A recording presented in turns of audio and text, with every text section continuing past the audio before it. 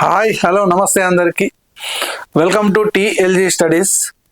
పదజాలంలో భాగంగా ఈరోజు మనము మరికొన్ని పర్యాయ పదాలను అయితే చూస్తామండి. ఈ పర్యాయ పదాల విషయానికి వచ్చినట్లయితే పర్యాయ పదాలు అంటే మారు పేర్లు అని చెప్పడం జరిగింది. ఇప్పుడు అలా అనేటువంటి పదానికి ఇంకా వేరే పేర్లు ఏమున్నాయని అంటే కెరటము అనేటువంటిది, అదేవిధంగా తరంగము అనేటువంటి పేరు అయితే ఉన్నది. అలకు కెరటము తరంగము. అంగడి, అంగడికి దుకాణము విపణి మడిగే. అమ్మ తల్లి మాత జనని. ఆత్మజుడు కుమారుడు కొడుకు పుత్రుడు. తనయుడు సుతుడు కూడా ఉంది. ఆనందము సంతోషము హాయి సుఖము. సంతోషము హాయి సుఖము. ఆశ కోరిక కాంక్ష వాంఛ. ఆసక్తి అపేక్ష అనురక్తి శ్రద్ధ. ఇల్లు గృహము సదనము నివాసము ఆవాసము. ఈర్ష్య అసూయ ఈసు మత్సరము. ఏనుగు కరి హస్తి ఇబము గజము. కంచు కంచము కాంస్యము. చెట్టు తరువు బూరుహము వృక్షము. చెరువు తటాకము సరస్సు. చెరువు తటాకము సరస్సు. చేప మీనము మత్స్యము. దాత త్యాగి వితరణశీలి ఉదారుడు. దూడ లేగ క్రేపు పెయ్య.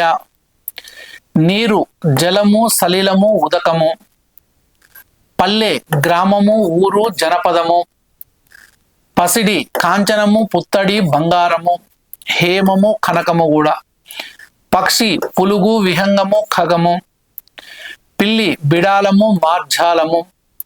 పులి శార్దూలము వ్యాఘ్రము. పూజ అర్చన సపర్య. భర్త పతి నాదుడు మగడు మొగుడు పెనిమిటి. ఇవన్నీ పర్యాయ పదాలు అనమాట. ఇంకా ఉన్నాయి కొన్ని చూద్దాం. కుందేలు చెవుల పిల్లి శశము శరభము. గోవు ఆవు దేనువు సురభి. భర్త పతి నాదుడు మగడు మొగుడు పెనిమిటి. భార్య పత్ని ఆలు ఇల్లాలు పెండ్లము. ఇవన్నీ పర్యాయ పదాలుగా మనము చెప్పొచ్చు. తర్వాత పర్యాయ పదాల్లో ఇంకా కొన్ని ఉన్నాయి చూడండి. మైత్రి స్నేహము నెయ్యము సాంగత్యము సోపతి. రణము యుద్ధము సమరము అజి ఆజి ఆజి. యుద్ధము సమరము ఆజి, ఇది కూడా ఒకసారి వచ్చింది. రథము తేరు సంధ్యనము అరథము. కొంచెం డిఫరెంట్ గా ఉన్నటువంటివి అడుగుతున్నాడు. రైతు కర్షకుడు కృషివలుడు. వసుధ భూమి ధరణి ధరిత్రి అవని నేల. వ్యవసాయము కృషి సేద్యము కాపుదనము. విగ్రహము ప్రతిమ ప్రతిబింబము ప్రతికృతి ప్రతినిధి. శరీరము దేహము తనువు పెయ్యి. సన్యాసి భిక్షువు జడదారి యతి ముని. సూక్తి మంచి మాట సుభాషితం. ఇవి పర్యాయ పదాలకు సంబంధించి.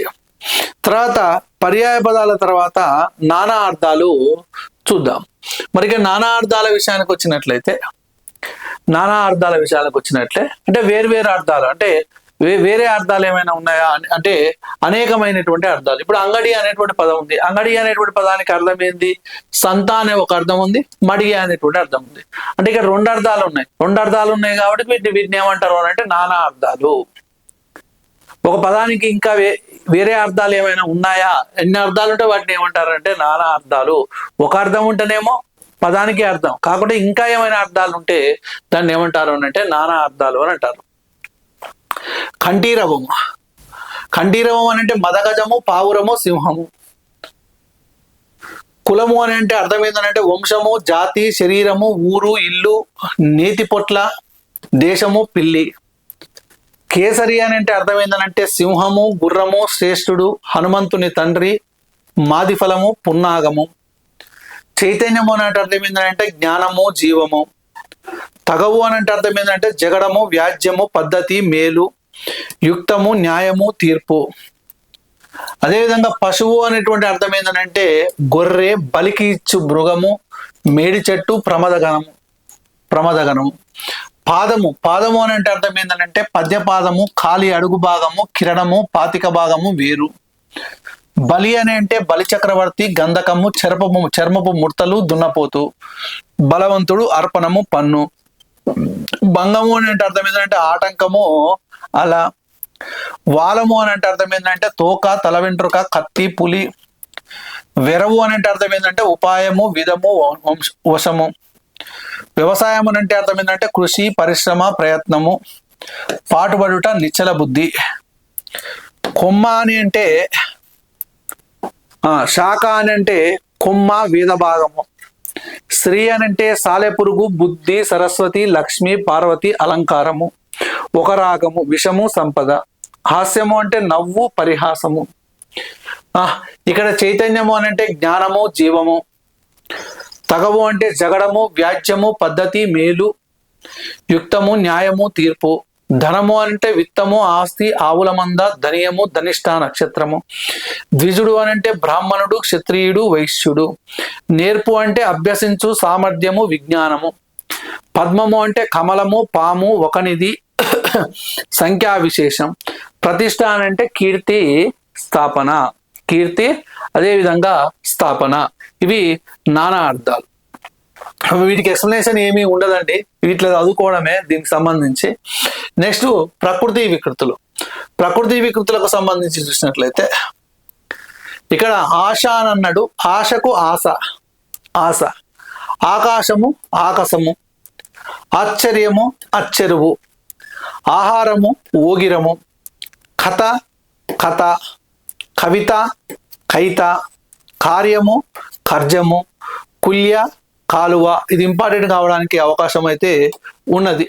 పుణ్యము, పున్నము. పుస్తకము, పొత్తము. పూర్ణిమ, పున్నమ. భక్తి, బత్తి. ఇది ఇంతకుముందు కూడా వచ్చింది. భాగవతము, భాగవతము. ముఖము, ముఖము. ఇది కూడా వచ్చింది ఇంతకుముందు బిట్టు. రాత్రి, రాత్రి. వర్ణము, వన్నె. శిఖ, సిగ, శిఖ, సిగ. ఇది కూడా మనకు ఇంపార్టెంట్ కావడానికి అవకాశం అయితే ఉన్నది. సంతోషము, సంతోషము. సంతోషము, సంతోషము. తర్వాత నిద్ర. నిద్ర అని అంటే నిద్ర. నిద్ర అంటే నిద్ర. పర్వము అంటే పబ్బము. పక్షి అంటే పక్కి. పశువు అంటే పసరము. సింహము అంటే సింగము. స్తంభము అంటే కంబము. స్నానము అంటే తానము. ఇవి ఏమిటి అని అంటే ప్రకృతి వికృతులకు సంబంధించినటువంటి పదాలు. తర్వాత ఉత్పత్తి అర్థాలు. ఈ ఉత్పత్తి అర్థాల విషయానికి వచ్చినట్లయితే వీటి మీద కూడా చాలా ప్రశ్నలు అయితే అడుగుతా ఉన్నాడు. ఉత్పత్తి అర్థాలు. ఓకే, పోయినసారి ఏ బిట్ అడిగిందంటే టెట్లో ద్రవ్యాదులను ధరించున్నది ఏది? ద్రవ్యాదులను ధరించినది. వసుధ అంటే ఇక్కడ ఇట్లా అడిగిండు, ద్రవ్యాదులను ధరించినది అనే ఉత్పత్తి అర్థం అనే ఉత్పత్తి అర్థం ఏమిటి అని అన్నాడు. ద్రవ్యాదులను ధరించేది ఏంటంటే భూమి. గ్యారంటీ ఇక్కడ 6 ఉన్నాయి కదా, 6 ఒకటి వస్తుంది. రమానాథుడు అని అంటే రమ అంటే లక్ష్మికి భర్త అయిన వాడు విష్ణువు. పయోనిధి నీటికి నిధి వంటిది సముద్రము. నెక్స్ట్ కమలాకరము, కమలాలకు ఆకరమైనది. కమలాలకు ఆకరమైనది కొలను. తటాకము జలముచే కొట్టబడినది అంటే నిండినది చెరువు. పద్మాకరము పద్మాలకు నెలవైనది కొలను. పద్మాలకు నెలవైనది ఏమిటి అని అంటే కొలను. దీనికి ఇంకొక పేరు చెరువు. ఓకేనా, రైట్. తర్వాత విశేషాంశాలు కొన్ని ఉన్నాయి. ఈ విశేషాంశాలకు సంబంధించి చూసినట్లయితే సారస్వతము అని అన్నాడు. సారస్వతము అని అంటే ఏంటంటే సరస్వతి సంబంధమైనది సారస్వతం. ఇప్పుడు ఆంధ్ర సారస్వత పరిషత్ అని అంటారు. ఆంధ్రము అని అంటే తెలుగు. సారస్వతము అని అంటే ఏంది? సరస్వతికి సంబంధించినది సారస్వతము. అంటే చదువును, జ్ఞానాన్ని, పాండిత్యాన్ని, సాహిత్యాన్ని సారస్వతం అని అంటాము. ఇది చాలా చాలా చాలా ఇంపార్టెంట్ అమ్మ. చదువును, జ్ఞానాన్ని, పాండిత్యాన్ని, సాహిత్యాన్ని ఏమంటాం అని అంటే సారస్వతం అని వ్యవహరిస్తాం. నెక్స్ట్ ధ్రువా ప్రబంధము అని అంటే ప్రబంధ విశేషం అని అంటాం. గీత ప్రబంధ కావ్యం ఇది సంగీత నాట్య సాహితీ విశేషాన్ని ధ్రువా ప్రబంధం అని అంటారు. అడగొచ్చు డైరెక్ట్ బిట్టు. కళలు అని అంటే మానవ జీవన పరిణామంలో నైపుణ్యంతో సౌందర్య దృష్టితో సాధించినటువంటి ప్రజ్ఞా విశేషమే కలం. ఇది మానసిక ఆనందాన్ని ఇస్తుంది. కళలు ఎన్ని అని అంటే 64 కళలు. కళలు ఏది అని అంటే 64. రైట్. తర్వాత శతక పద్యాలలో విషయానికి వచ్చినట్లయితే జననీ జన్మ భూమిచ్చ స్వర్గాదపి గరీయసి అని ఎవరు చెప్పారు అని ప్రతీతి అని అంటే శ్రీరాముడు చెప్పాడంట. జననీ జన్మ భూమిచ్చ స్వర్గాదపి గరీయసి. కన్న తల్లి, జనని అంటే కన్న తల్లి, జన్మభూమి అని అంటే పుట్టినటువంటి నేల, స్వర్గం కన్నా మిన్న అంటే స్వర్గం కన్నా గొప్పది అని భావము. తర్వాత ఈ అమ్మ జ్ఞాపకాలకు సంబంధించి చూసినట్లయితే ఆయుర్వేదం అనేటువంటి ఆయుర్వేదం అని అంటే వనమూలికల ఔషధాల ద్వారా చికిత్స చేసి ఆయుష్ను పెంచే వైద్య విధానము ఆయుర్వేదం. ఆయుష్ను పెంచేటువంటి వైద్య విధానాన్ని ఏమంటారు అని అంటే ఆయుర్వేదం అని అంటారు. ఆయుష్. జమీందారు అని అంటే జమీన్ అని అంటే ఉర్దూ భాషలో భూమి అని అర్థం. జమీందారు అన్నాం కదా, జమీన్ అని అంటే ఉర్దూ భాషలో భూమి అని అర్థం. భూమితో పాటు పాలనాధికారులు కూడా వీరి సొంతం. వీరిని భూస్వాములు అని కూడా అంటారు. వరాహ అవతారం. దశావతారాల్లో 3వ అవతారము హిరణ్యాక్షుడు అనేటువంటి రాక్షసుని వధించడానికి విష్ణుమూర్తి ఎత్తినటువంటి అవతారమే వరాహ అవతారం. హిరణ్యకశిపుణ్ణి సంహరించడం కోసమేమో నరసింహ అవతారం అయితే, హిరణ్యాక్షుని అనేటువంటి రాక్షసుని సంహరించడానికి ఎత్తినటువంటి అవతారమే వరాహ అవతారం. దశావతారాల్లో 3వది.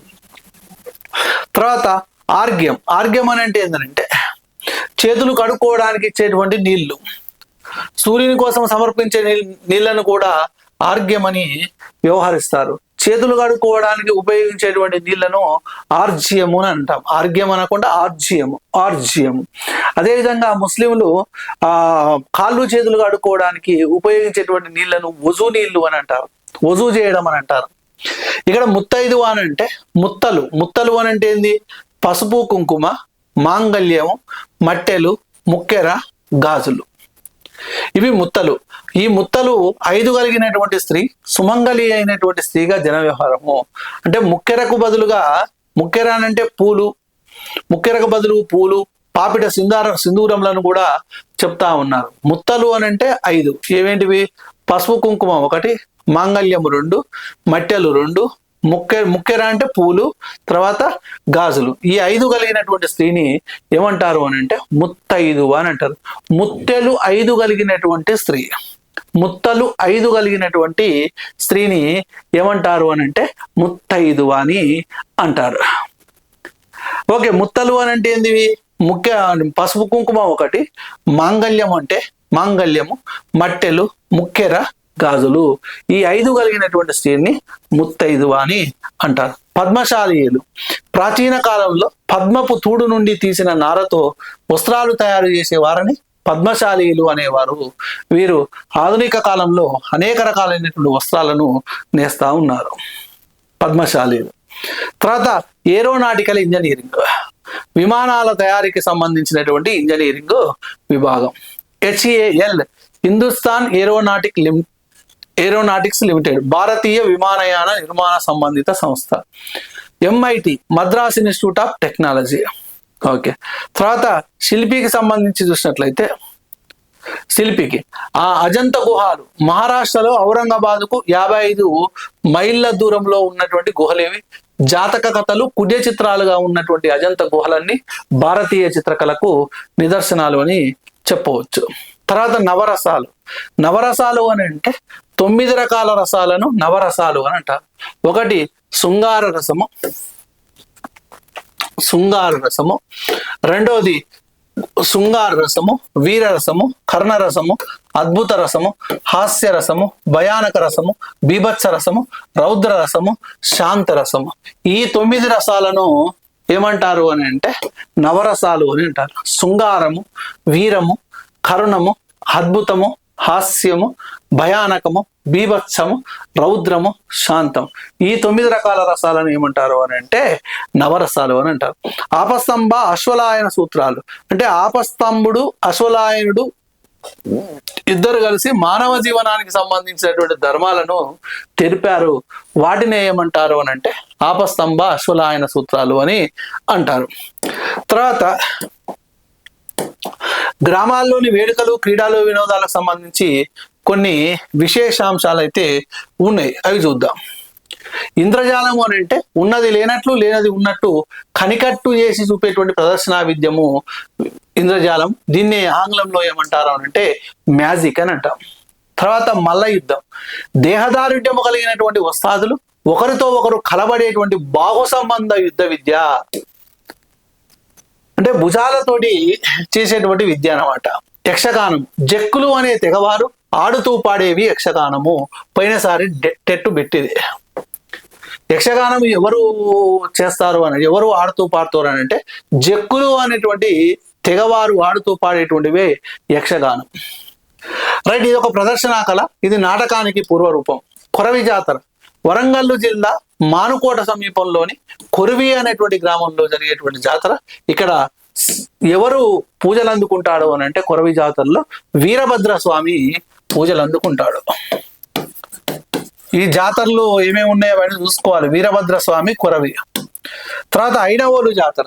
ఐనవోలు జాతర అని అంటే వరంగల్ జిల్లా మామునూరు సమీపంలోని ఐనవోలు అనేటువంటి గ్రామంలో ప్రతి సంవత్సరం శివరాత్రికి మల్లన్న జాతర జరుగుతుంది. ఐలవోలులో ఏ దేవుని యొక్క జాతర అని అంటే మల్లన్న జాతర. ఇది ఐలోని మల్లన్న జాతరగా జన వ్యవహారం. అంటే ఐనవోలు మల్లన్న జాతర. కొరివి జాతరలో ఎవరు? వీరభద్ర స్వామి.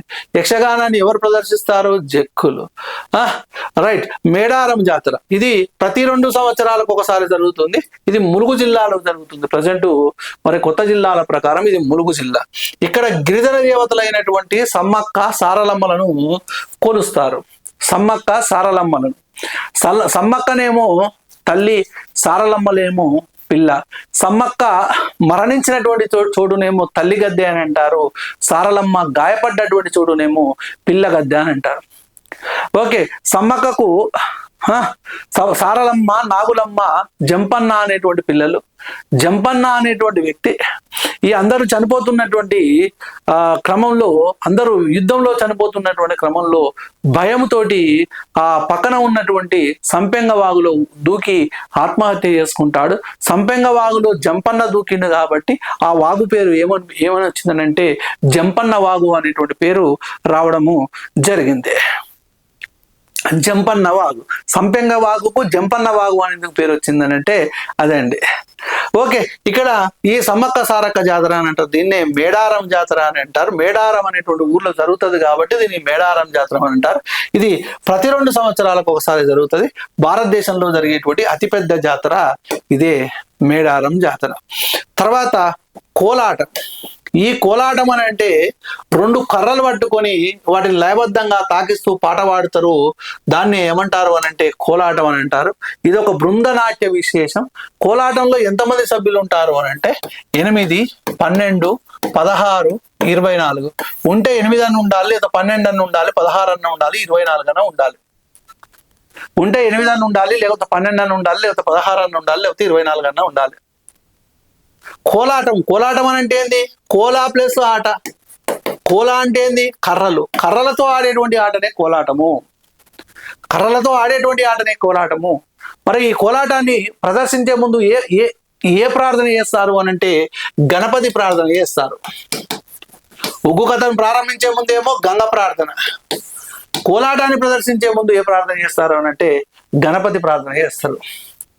ఓకే. అదే గణ ఓ గణనాద, నువ్వు గౌరీ కుమారుడవు గణనాద, శివ శివమూర్తివి గణనాద, నువ్వు శివుడి కుమారుడవు గణనాద, గణ ఓ గణనాద, శివ శివమూర్తివి గణనాద అని అంటారు. తర్వాత మెతుకు సీమ. మెతుకు సీమ అని అంటే నేటి మెదక్ జిల్లానే మెతుకు సీమ అంటారు. ఒకప్పుడు ఇక్కడ వరి అధికంగా పండించేటువంటి వారు, అంటే ఇక్కడ మెతుకులు అధికంగా పండించేటువంటి వాళ్ళు, మెతుకులు అధికంగా దొరికేవి కాబట్టి ఈ ప్రాంతాన్ని ఏమన్నారు అని అంటే మెతుకు సీమ అని అన్నారు. మంజీరక దేశం, గుల్షనాబాద్ అని కూడా గతంలో పిలిచేవారు. మెదక్ని మంజీరక దేశం, గుల్షనాబాద్ అనేటువంటి పేర్లతో కూడా పిలిచేటువంటి వాళ్ళంట. రైట్. తర్వాత రాయబాగిన్. రాయబాగిన్ అని అంటే రాజ సహోదరి అని అర్థం. రాయబాగిన్ అని అంటే రాజ సహోదరి, రాజుకు చెల్లెలి అని అర్థం. నిజాం పాలకుడు రాణి శంకరమ్మకు ఇచ్చినటువంటి బిరుదు. ఇది చాలా సార్లు అడిగిండు. రాయబాగిన్ అనేటువంటి బిరుదు రాణి శంకరమ్మకు ఎవరిచ్చారు అని అంటే నిజాం పాలకుడు ఇవ్వడము జరిగింది. అన్నపూర్ణ, కాశీలోని విశ్వనాథుని ఇల్లాలి పేరు అన్నపూర్ణ. అందరికీ ఆహారము పెట్టేదే అన్నపూర్ణ. కాశీలో ఉన్నటువంటి కాశీ విశ్వనాథేశ్వరుని యొక్క ఇల్లాలు పేరు, భార్య పేరు అన్నపూర్ణ. ఆందోలు, ఈ ఆందోలు అనేటువంటి విషయం చూసినట్లయితే గతంలో ఇది ఒక సంస్థానం, ప్రస్తుతము ఇది మెదక్ జిల్లాలో ఉన్నది. నైజాం రాజులు, తెలంగాణను గతంలో పరిపాలించినటువంటి నిజాం వంశంలో అయినటువంటి మహమ్మదీయ రాజులనే నైజాం రాజులు అంటారు. పీష్వాలు, ఒకప్పుడు మహారాష్ట్రను పరిపాలించినటువంటి రాజులు, వీళ్ళని ఏమంటారు అని అంటే పీష్వాలు అని అనడము జరుగుతుంది.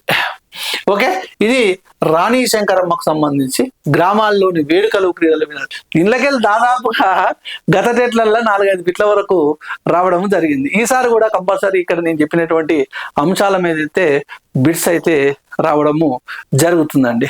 ఇది పదజాలానికి సంబంధించినటువంటి సమాచారం.